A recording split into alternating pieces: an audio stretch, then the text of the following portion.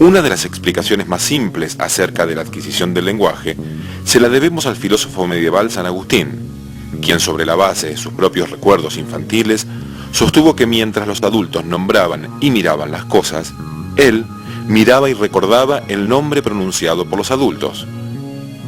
Escuchando las palabras en diversas ocasiones, fue gradualmente deduciendo a qué se referían y qué permitían expresar cuando se las nombraba. Este enfoque prevaleció durante mucho tiempo.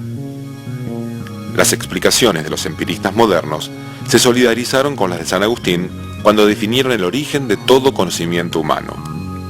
Este se produce como una especie de copia de las características y condiciones observables del mundo externo.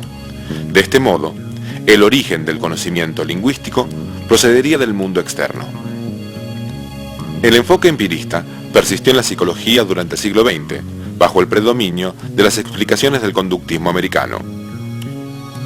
El desarrollo del lenguaje se entendió como el aprendizaje de cualquier otra conducta. El aprendiz de la lengua imita las actuaciones de un modelo y es reforzado en sus actuaciones correctas. Para el conductismo, se trata de un aprendizaje de palabras y no del aprendizaje de una función compleja y creativa. La explicación conductista resultó insuficiente y en gran medida inadecuada, porque la hipótesis que ellos sostenían acerca de la adquisición del lenguaje era básicamente una teoría general que daba cuenta de cualquier aprendizaje, desde una conducta motriz hasta una conducta lingüística. Y básicamente se explicaba por imitación y refuerzo, en el caso del lenguaje, de las emisiones correctas de los niños. Evidentemente tenemos que presuponer que, de acuerdo con esta teoría, los niños tendrían que escuchar todas las frases que luego van a emitir. Y esto, ya a mediados del siglo XX, era francamente insostenible. Si nosotros pensamos que en el curso del tercero al quinto año los niños desarrollan básicamente una gramática, ellos empiezan a utilizar reglas gramaticales y apenas las dominan, son sistemáticos en su uso. Por ejemplo, cuando utilizan las reglas de conjugación de verbos, aplican la regularidad a todos los verbos.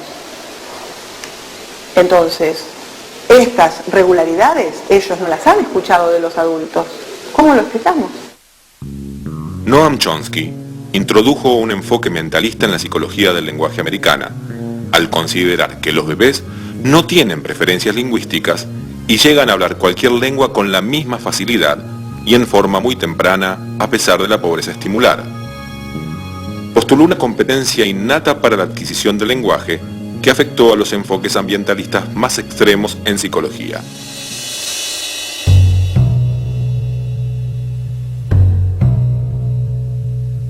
Bueno, para Chomsky el lenguaje es una estructura cognitiva, es decir, es un código mental, es un tipo de conocimiento que caracteriza a los seres humanos y que se hereda, viene en el programa genético y está en la mente y de ahí no puede salir.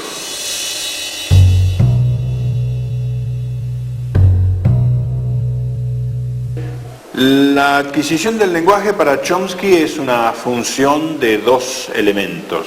Uno es una capacidad innata que se llama facultad del lenguaje o hoy en día gramática universal, y la otra es la experiencia lingüística, es decir, lo que el chico escucha.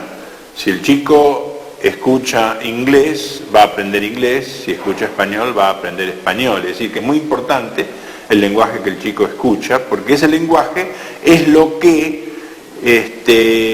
acciona sobre la capacidad innata y fija parámetros de variación.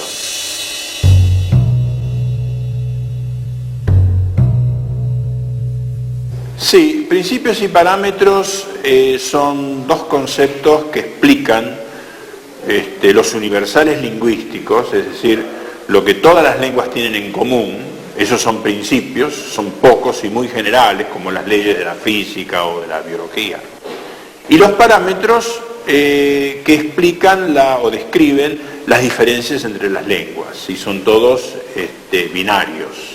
Es decir, que el chico en realidad no aprende o adquiere una lengua, porque ya la tiene. Lo único que tiene que hacer es elegirla, mediante la fijación de parámetros. Un ejemplo puede ser el sujeto obligatorio. En inglés, por ejemplo, toda oración tiene que tener sujeto.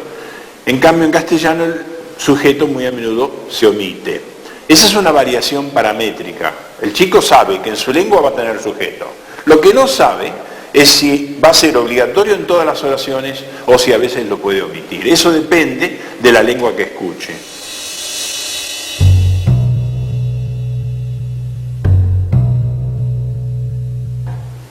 El significado, igual que los sonidos, que son los dos elementos que hay que unir, en el lenguaje los sonidos se usan para expresar significados, estas dos componentes, significado y sonidos, en realidad están afuera del lenguaje. Pero el lenguaje es el interviniente, el elemento que permite que los significados se expresen mediante los sonidos. Los animales expresan sus sentimientos o sus conceptos, por rudimentarios que sean, directamente a través de sonidos. Los humanos no. Los humanos expresan sus significados a través del lenguaje, es decir, a través de una sintaxis que combina palabras y que es creativa. El medio de comunicación que tienen los animales no es creativo, es instintivo. Ellos tienen que decir lo que deben decir por naturaleza. En cambio el hombre no, el hombre dice lo que él quiere individualmente.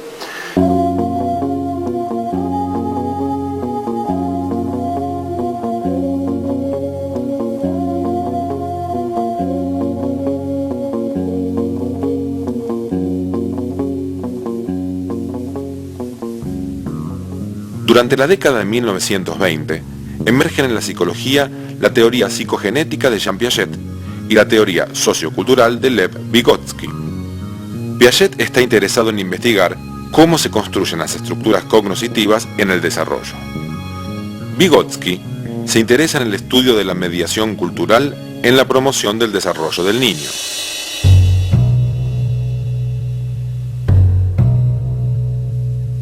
Vygotsky entiende la génesis del lenguaje a partir de su origen social en las prácticas intersubjetivas.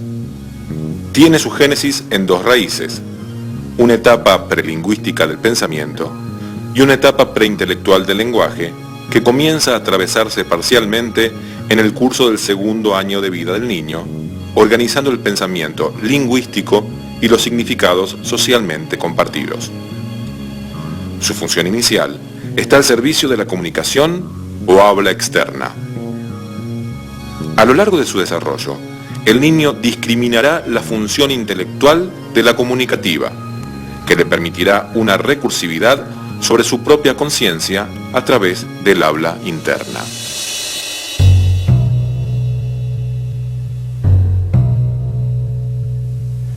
En el final del desarrollo sensorio-motor, emerge una capacidad general, la función semiótica, que posibilitará la reconstrucción, en un nuevo estadio de desarrollo, de los logros construidos por la inteligencia práctica.